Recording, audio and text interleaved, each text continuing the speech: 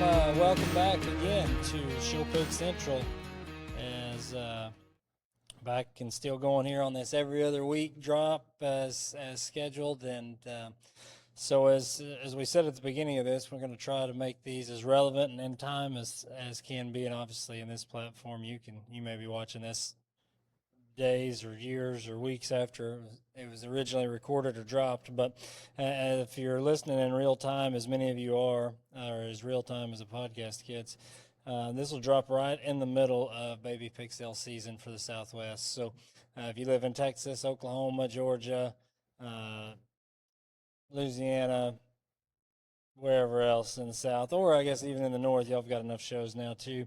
There at the early part of the year, you have got baby pigs or getting baby pigs or thinking about getting baby pigs, or all of the above. And more likely, if you're listening to this, you're probably in that last category of all of the above. But irregardless, this week we want to talk about just receiving baby pigs. And we're going to talk about it from a facility standpoint, just a little bit, from a nutrition standpoint, from a preparation standpoint. And we've had lots of requests of different types of just basic questions of how to handle some of these things. So with this episode, our goal is just to kind of walk through the receiving of baby pigs, show bears and show gilts and things of that nature. So if you haven't been with us before, thanks for tuning in. I'm Josh. It's my wife, Carrie, and we're glad to have you with us, whether you're listening on your podcast platform or watching on YouTube. If you are listening and you would rather watch the podcast, you can watch the podcast on YouTube. For now, all the other platforms are audio only, so pick that how you'd like. Wherever you're listening to us, if you would subscribe, follow, that helps other people find the podcast. If you want to leave a review, I'm not a review person, but if you are, we would really appreciate it. It just kind of helps other people find the podcast. So if it's been helpful for you, do that for us and just follow, subscribe, and like I say, leave a comment, leave a review. That just helps other people find us. So thanks for being here. Carrie, thanks for being here. Appreciate you. And if you are watching, you'll notice that Sam also is with us, our dog. The AC's not on in here, and it's hot outside. And he found a cool place to lay there at the bottom left or right of your screen. So if you don't know Sam, now you've seen him in the flesh. So another reason to watch the podcast. You never know what you might find. But so as we talk about this receiving, kind of a way to kick us off, I kind of thought it's a lot different than it used to be in the South, simply because of time and temperature. Used to, we got them in October, November. I can remember teaching that we didn't buy a pig before the state fair was over, which is the first week of October, and that was when we really, if we bought something before that, we were just mad about December because they were too big, and we'd starved them to be skinnied up and never really got to show them. So, yeah, obviously, we were talking about that this weekend. I remember when Stu's sale and Breeder's Best started, and everybody thought, I don't know if that's going to work. Stu thinks somebody's going to buy a pig before Dallas is over? Yeah. And now we start at the end of July. No, I tried to convince Giovanni to go. Kevin Thomas and Fisher had a sale early like that. And I said, let's run down there just see. There might be something we need. He said, all we're going to do is get down there and buy something we like and then starve it to death to try to get it to the show, and it's going to be too big. And so, man, how the times have changed. But with that, I'd like to go back to those certain times. Used to, would get them in, and you'd have to worry about constant weather shifts and swings and hot and cold and coming out of nurseries or chip barns that were controlled into cool weather. And now it's actually a lot easier, I think, from that standpoint, because it's pretty much hot constantly. Yeah, it's not as easy traveling with them because you're worried about them getting hot on the way back, or people leaving the farm with a popper and a lot of ice. It makes me nervous. But still, yeah, no, that part's easier. And I mean, I guess just to kind of clarify one thing, a lot of what we're going to talk about in this episode is the nutrition side of receiving. There's a ton that goes into receiving. Health, obviously, nutrition. You could go all the way into to revaccinate or to not revaccinate, but mainly today we are going to focus on the nutrition side. Right. No, yeah, like I said, we've had a lot of questions on that, and we've got another episode that'll come out probably next drop, so 2 weeks from this one. That'll really kind of dive into the health side. Have us our first guest here on that episode. So hold your thoughts of surprise and suspense there. But we'll see where that goes. So yeah, Carrie, just jump in maybe and Yeah. just get us started off into this one. Well, I think the main thing is before we ever get to feed and like how much should I feed and what feed should it be and all that, you need to be sure that you're prepared. We had the kids get the barn ready this time and to start putting babies in, and I went down there and um, the feeders were clean, but none of them were at the right height. You got, last time that it had a pig in that pen, it was a Houston Barra, so a little different heights for your feeders than babies. So had to re-rack and make sure, your feeders are clean. And this kind of goes into the health part, but I mean, we power wash, disinfect, all that, the entire barn before we move anything in, but make sure you clean your feeders. Adjust the heights of your feeders and your waterers. Make sure we measure everything with a Lidner feed cup. If you're watching, you can see I'm holding this up here. It's got the old school I logo was on going to it. say vintage Lender feed Yeah, cup vintage too. Lidner feed Again, cup. should be watching if you're only listening. So we use a Lidner feed cup. I know there's some people that still use coffee cans, but whoever's going to help you make feeding decisions, you need to be on the same page with them as far as how you're measuring your feed. Um, and then we have these 1 gallon plastic pitchers. And we have 21 pins, so we have 21 pitchers, and we will remix all of the feed. Even when they're just getting, no supplements and they're just getting feed, we go ahead and pre-mix feed. So be sure that you have those ready and clean and ready to go. We pre-mix feed for several different reasons. One, you're going to measure better when pigs aren't jumping and screaming and hollering and all that. And you can get them all fed faster. It really stresses me out to think of a pig being up on their hind legs, crawling the fence. We pre-mix everything while they're eating for the next feeding. Um, but yeah, so clean feeders at the right height, clean waters at the right height, all the stuff that you need to feed. As far as cups or pitchers, ask the breeder what feed your pig has been on, both from a form aspect as far as pellet versus meal, and a protein standpoint. So, that can be kind of different. We've had that experience lately. Had one that we sent out that all of our feed is ground right now, and went to his new home and did not eat, but acted fine, didn't act sick or anything, and come to find out it was a pellet versus meal issue. He had never seen pellets before. We got one on feed that had been on pellets, and then I gave him some meal, and he looked at me like, "What is this?" So, the main things that you're trying to do when you get one home is you want to keep everything as consistent as you can as to what they had been on at the house, and just try to not change and make some drastic changes. So knowing what feed they've been on at the breeder's house is a good thing to ask from that standpoint, both meal versus pellet and proteins and that kind of thing. No, and that helps, and that should be, and usually is part of the conversation. If you buy a pig from us, you're going to leave, and we're going to say, I'd start him on this, and Yeah. sometimes that's what they're currently on. Sometimes it's a step down. As far as a little calmer feed that's not as quick as a starter or something like that. So those conversations are good to have, and anybody that you're buying your pig from, whether it's the breeder or somebody in between that bought it from somebody, that's going to be a big part of the conversation. If it's not, ask, because that's important, and kind of like that, the ground and meal and that, but especially I think it helps a lot to transition things even, and similar proteins, hopefully the same brand of feed, really, I think is the easiest way to get them moved off, but lots of different ways to be right.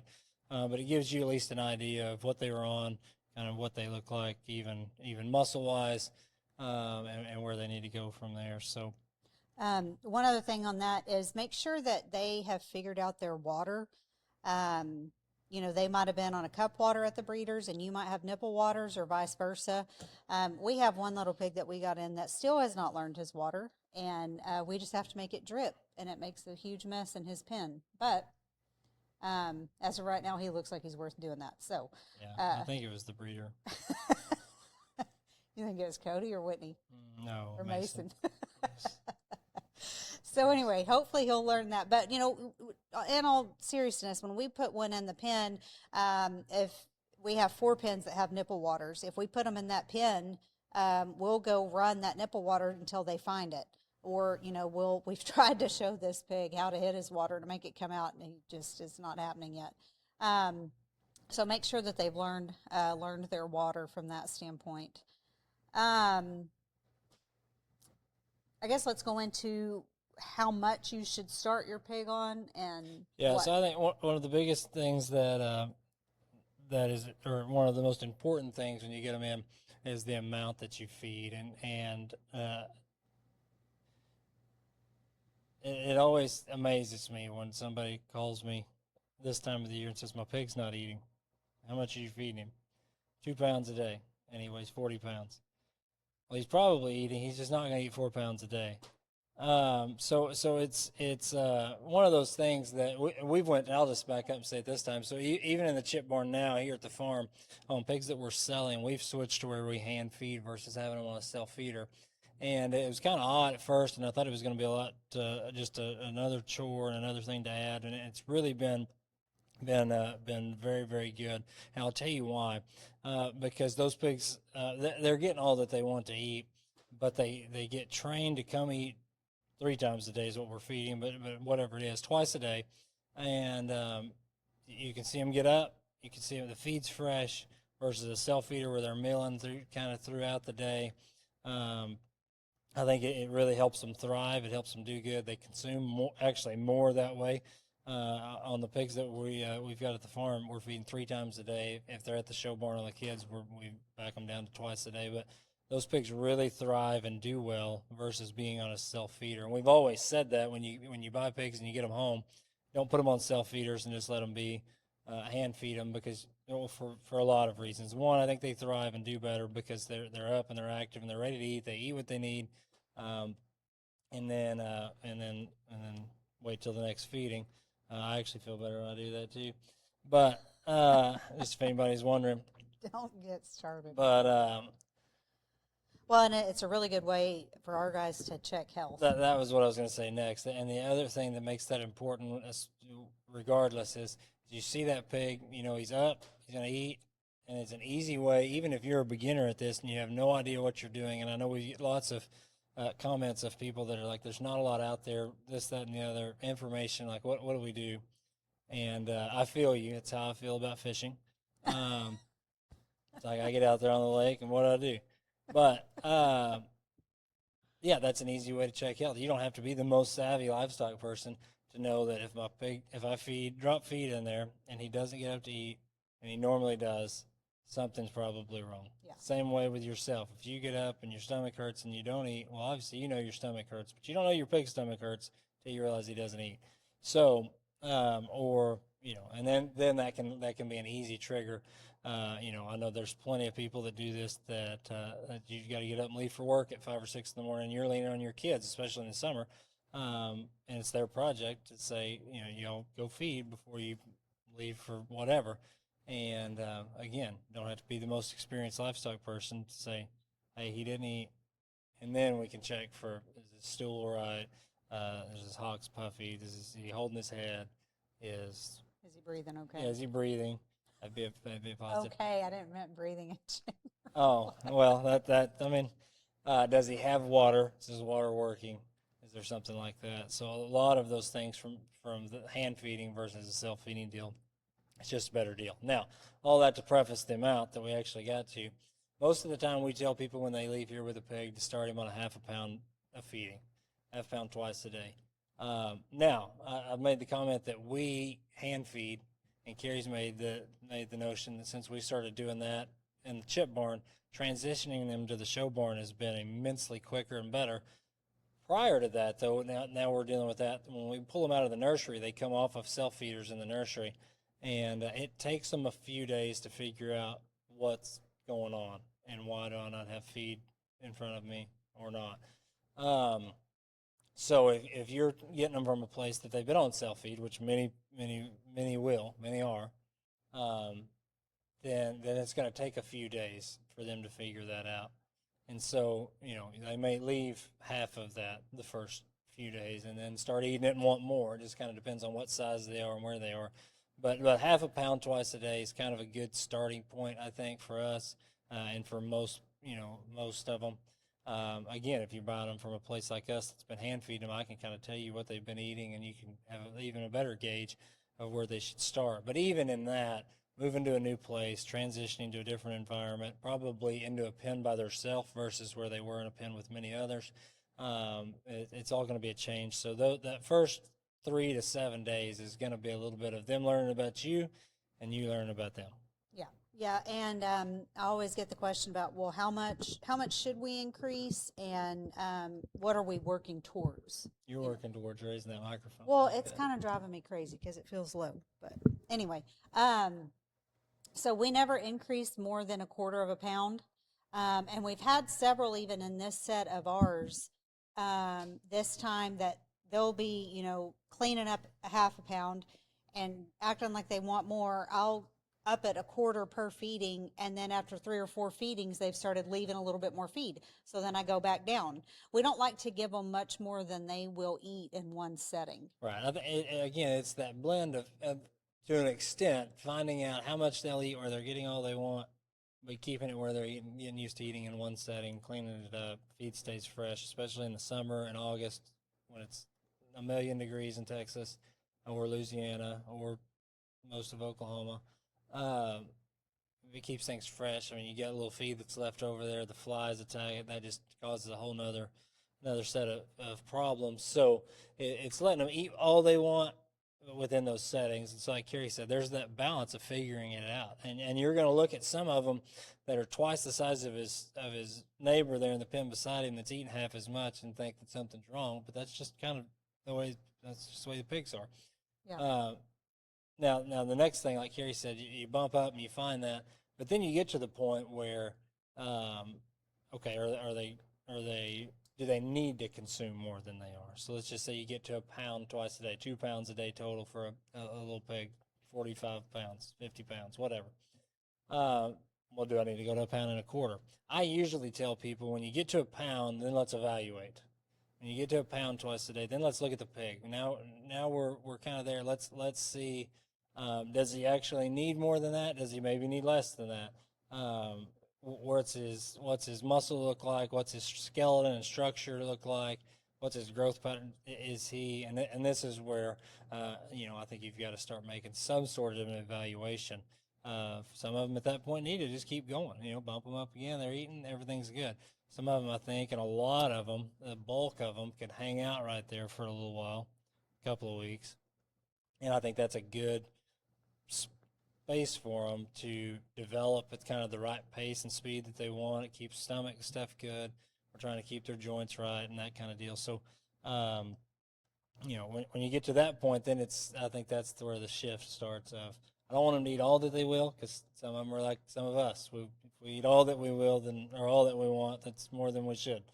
And so you get to that kind of tipping point, and I think that's generally at about a pound twice a day is where you kind of start having to have that. Yeah, and I want to reiterate on that about what you're evaluating, and because Caden and I had this conversation the other day.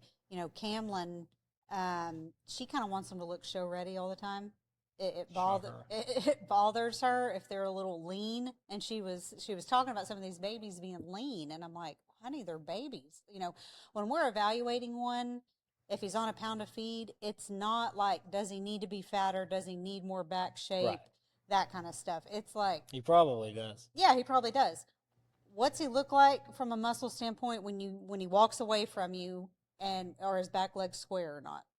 Essentially, I mean, we're just trying to stay out of the ditch and in the middle of the road from a muscle and structure standpoint. Again, it all comes back to you've got to start at this point at being somewhat of an evaluator or working with somebody that is. But it's the same principle as a human being that's an athlete. When they're in the third grade, they don't look like they do when they're in the eighth grade, when they're a senior, when they're a senior in college, or when they're in the NFL. For the ones that are, they have different stages of their life, always working towards and so that's what why they have a different diet, have a different exercise plan, have a different so on and so forth. So pigs the same way for the most part, and at the very early stages of that, it's like Carrie said, you shouldn't be evaluating them from the standpoint of what does he need. It's more of is everything for the greener one that's a little skinny. Does it look like nutrition's being fulfilled? Does it look like he's kind of growing in the way that he should? So on and so forth. For the little stouter, earlier maturing stout ones, does he need to grow a little slow? We talk about pigs growing slow. Some of them need to grow slow because they're built that way. So is he getting more than he needs, and it's starting to make him, bust over up front or push his hock out behind, or was he maybe doing that a little bit when we bought him and was on starter feed too long, and we're needing to kind of keep those things in check and chill him out. These are all different navigational points, and then, but again, you get to this point in the kind of the receiving period is when those kind of things are starting to come into play a little more of not only how much you're feeding, but also what you're feeding. We pretty much we're very simple, and on amounts we've already kind of talked about, but even on the feed that we're feeding, is he a greener one that needs to keep going and stay on a hotter? When I say hotter, I mean higher protein, kind of starter type feed like a 611 or 632 or something like that. Then yeah, we'll keep going. Is he a heavier muscled one that looks like his skeleton's starting to outgrow, or his muscle starting to outgrow what his skeleton can uphold? So you need to move down towards a 16 or 14 or 15, 18, somewhere in there, depending on what he's on. Like a 48 or 85. Right. And now we have a 50. So I guess basically that's what I was fixing to say is just going down through there. I would say the majority of the pigs that leave our house either go to 611 or 648, just kind of depending on where they are muscle-wise. So 611 being the highest protein or the hottest, like Josh talked about. Then, we would probably go down to a 648 if they need to come off of 11, which is actually a blend of 11 and 85. So it's kind of another stepping stone down. Then if they don't need to go all the way to 85, which is a lower protein option, then last year Lindner came out with 650. So it's a stepping stone in between 48 and 85, which we have several of those on at our show barn. And then if 650 or 648 is too hot for them, then we'll go down to 685. At this point, when they're this size, we are not going to go to a 680 or a 690, which is the lowest protein options that we would have. We're not going to go to that yet. Why don't you talk about that? Yeah, no, this is probably a good place to talk about that. So, and we started this podcast episode off with, we used to buy pigs in October and November, and it was cold, and you had a coat on. You went to the pig sale, and the pigs were hairy, and they were running around. They weren't show broke. And they weren't show broke.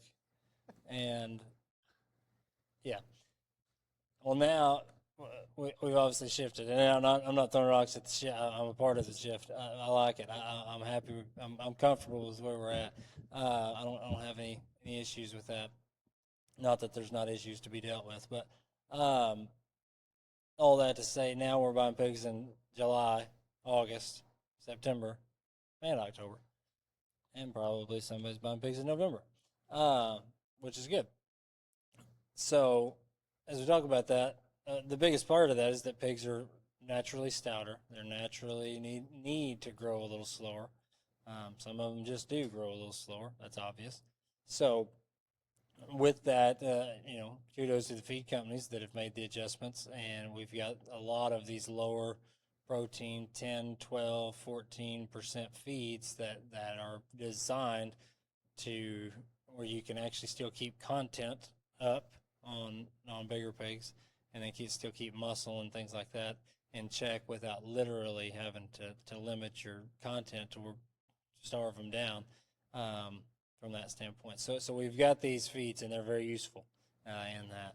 But I think one of the biggest things about that is a baby pig, like we talked about earlier, and from a nutritional standpoint, still needs certain things to develop. They're in a developmental stage, and I even remember back in my ag teaching days, Alan Licklider and I talking about this of people switching them to 685 too quickly, Yep. and limiting their muscle development that you're going to want later on down the road, and you maybe have experienced this personally or indirectly, and seen pigs that then later in life when you really like need something out of them, and they just won't do it, and they're just dry, and they won't flesh, and they won't harden up and get shape, and any of that.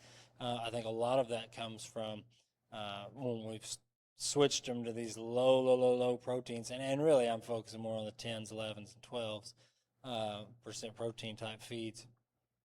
I'm not smart enough to go into the rest of the feed tag, but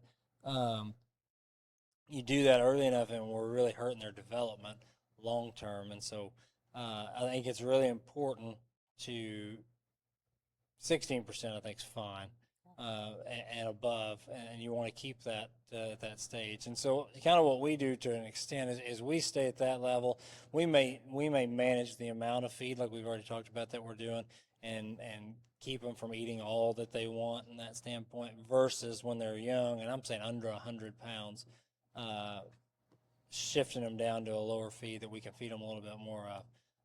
And there's some interesting ways that you can kind of navigate through that too. I think there's I get along sometimes good with like a 690, like a just sow feed that's still 16, 17, 18% protein, but that kind of can help manage from that standpoint too. So you could probably sit down with a handful of people and get a few different answers, and you could certainly sit down with somebody smarter than me on the nutrition side to really tell you the whys behind. But I used to tell my vet, you're telling me what should work. I'm telling you what I've seen work over here, and so sometimes at the same time, sometimes it's not. But from an experience standpoint, I think under 100 pounds, getting them below 16%, maybe 15% protein, you're starting to flirt with lines that maybe won't be able to be redrawn later on. So take that in 2 pennies and you'll have 2 cents to rub together at the end of the day. So,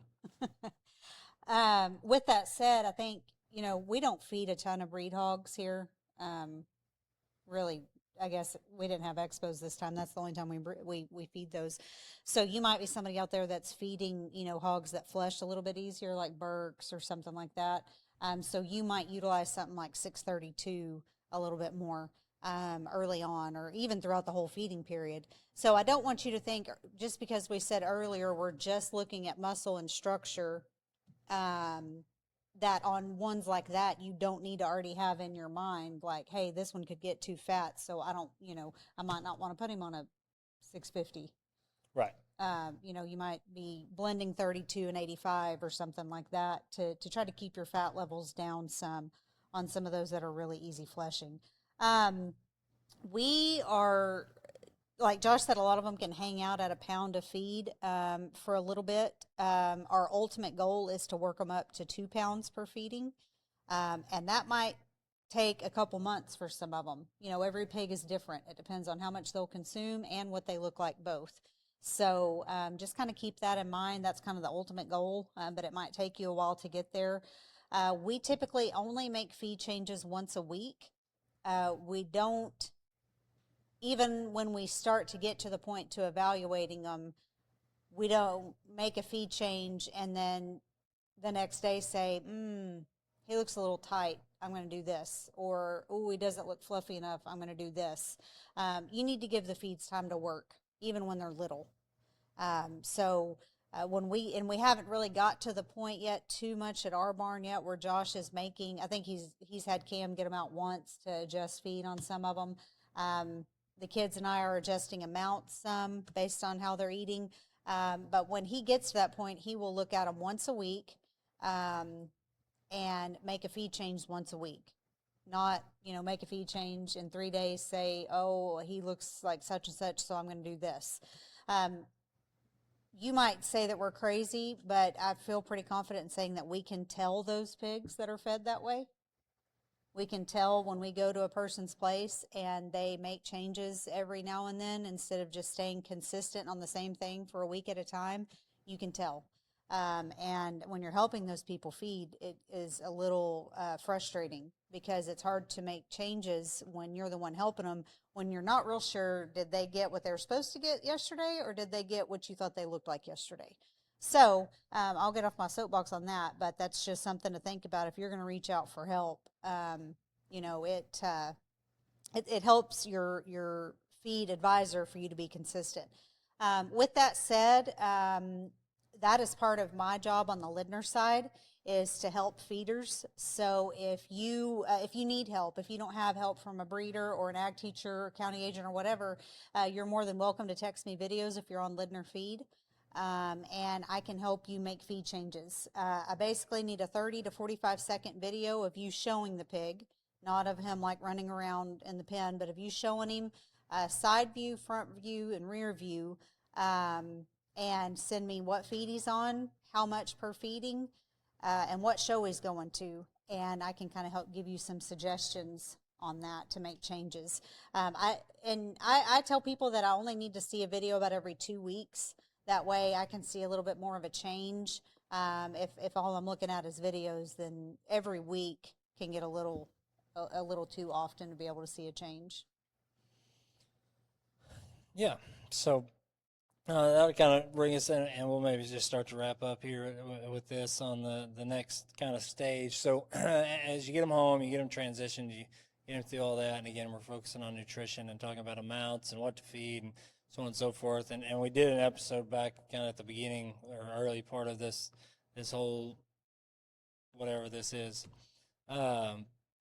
podcast on supplements, and so we always get that question, and we talked about it in that, and you can get a lot more in-depth answer to this if you want to go back if you haven't listened to that one on when to start supplements. And I think it kind of depends, and it varies, and it's changed over the years, and it really depends on which supplements you're talking about and which needs. So, joint supplements, in my opinion, once you get them broke to feed, you can start.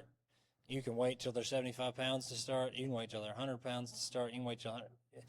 You've got a lot of options. It all, most joint supplements that are any good are fairly expensive. And so it kind of has got to fit your plan and what you're wanting to do. We usually, by the time we've got them to 75 to 100 pounds, have started that more times than not. If we've got certain things that we're worried about, on joints or feet or that kind of deal, keep them up's pretty new and starting to gain a lot of traction.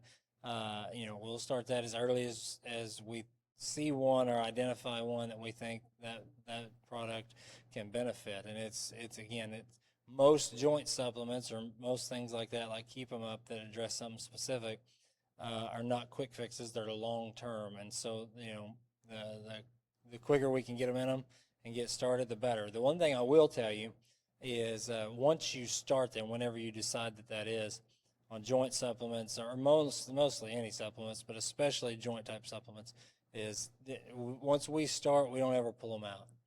Once we get started, we think their body kind of adjusts and adapts and takes them, and we keep those in all the way through. Again, take that in 2 pennies, and you'll have 2 cents at the end of the day, but that's just how we do it. As far as other supplements, another popular one that comes up is hair growth supplements. We kind of found what works for us and kind of fits in that same window. 75 to 100 pounds is usually when we get started. I know people that wait and say they just want to feed them the last 80 to 100 days. Depends on which one you're using and what you're at. Big wigs that we've talked about is the one that we like and seen the most consistent things out of.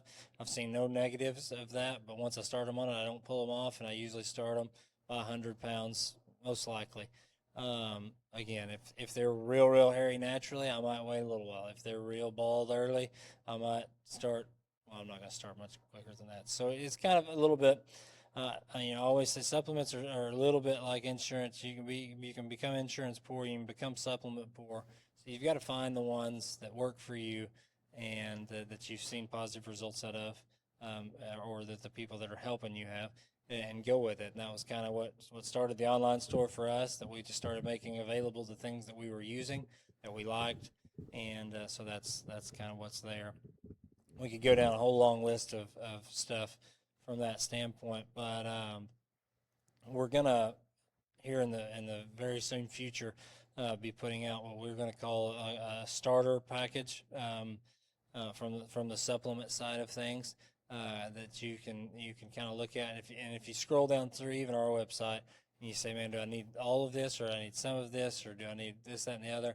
That's what kind of our goal, and that's going to be of putting that together. Of like, here's something that you can take and get started, and then as specific things arise that you need, you can go from that. And I think that's one of the keyest things that you can have in this whole deal is give me a baseline to what I need, and then I can add in specific additional things as needed, or hopefully not as needed. So that's kind of the MO there on the overview. But. Yeah, I was going to say if I was a family out there and had just got pigs on feed or fixing to, the three things that I would make sure I had in my barn. Number one would be the Vet Zone 330 digestive aid. It was previously known as ulcer. I would have that in my barn before I had pigs on feed. You're going to run it. The two main things that we're concerned about in receiving pigs is health and making sure that they're eating good. And if you have to, if they go off feed at our house, they automatically get 7 cc's of ulcer or digestive aid in their mouth. And so that would be the number one product I'd have on hand. Secondly, it would be microbiota, which is a prebiotic, probiotic type product.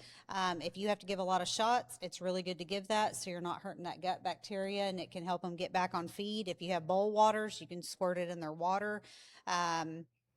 We don't ever put it in our water medicator, but I know some guys have. If you do that, you better be ready for them to grow a little bit faster, because they will on that product. Absolutely, no doubt. If you have one that's a little slow growing and you need to bump him up, put 3 ounces of microbiota in his feed, and he'll start converting better. And then lung aid. So, that might be our kind of health starter pack. Would be Vet Zone 330 digestive aid, microbiota, and lung aid. Lung aid is really good, like Josh was talking about on if you do live where you have a season change. It's just hot here for right now, but if you have a humidity shift, that's what Dr. Hendrickson told me is the hardest on their lungs. And so incorporating a scoop of lung aid in their feed per feeding is a really good idea. If you say, hey, there's going to be a cold front next week, so we might go ahead and put a scoop of lung aid in their feed to kind of help counteract that being a potential problem, and just trying to be proactive about it. Or if you've had to treat one for a respiratory sickness, I would put them on lung aid. One thing we didn't address, and this is a little, I guess we should have in the onset, but is if we are individually feeding, everything we have talked about so far is individually feeding. We do have 2 pens right now at the show barn that have 2 pigs in them. I think Kelton has a pen that has about 10 pigs in it. I think there's times where it's okay to put, we said it's different. You're not throwing them all together on a self feeder anymore. I don't think they have to necessarily, if they're, little, like those pigs that we have in pens together are little, 30 pounds maybe. I don't know. I'm terrible guessing weight. But there's 2 of them that are tiny that need to stay together, and there's 2 of them that are starting to get to the point where they're fighting too much overfeed, and I'm ready to get them separated. I think there's some value in if you buy a group of pigs or 3 pigs or 4, whatever, and some of them are littler and smaller. To putting them together, sometimes they transition a little easier that way. They can kind of eat together like they've been doing, when they're in the nursery. Usually, if you get them that little, they're coming out of a nursery. And so I do think that there's times that having them like that, they transition a little bit better than just peeling them out, kicking them by themselves, and expecting them to just act like a big pig. So, but as a general rule, the size they're all coming in anymore, you're going to have them individually pinned when you get them home. An exception to that would be is if you buy them and even if they are a little bigger and they come out of the same pen, and then transition them through that, you could do that. And I actually don't mind that at all. I think that helps. Like I said, them get kind of used to it for a week, and then go ahead and separate them that way. But as a general rule, those are the exceptions. I think the rule is pull them out, put them by themselves, and That's the rule at our house. Right. Yeah, because I know in that pen that Kelton had mixed, he's already pulled one out that he thought was getting more than he needed to. And that was a bunch of little pigs that, kind of like you said, he was trying to transition them. They had, came out of a nursery situation.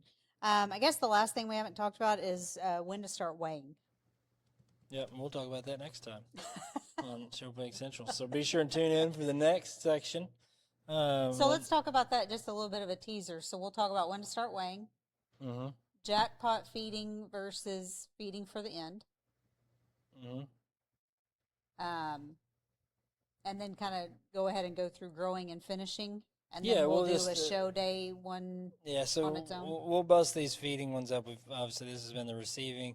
And then, we'll do kind of the middle phase of the growing periods, like Carrie said, weighing.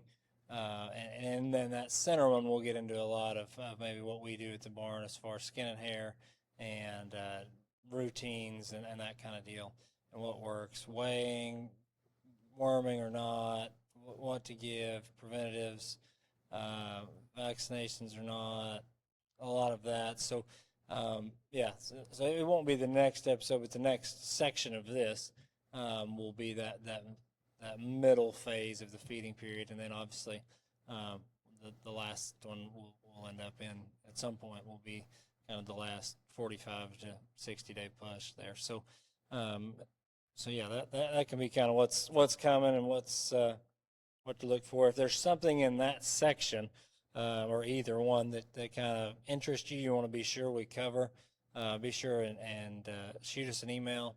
showpigcentral@gmail.com.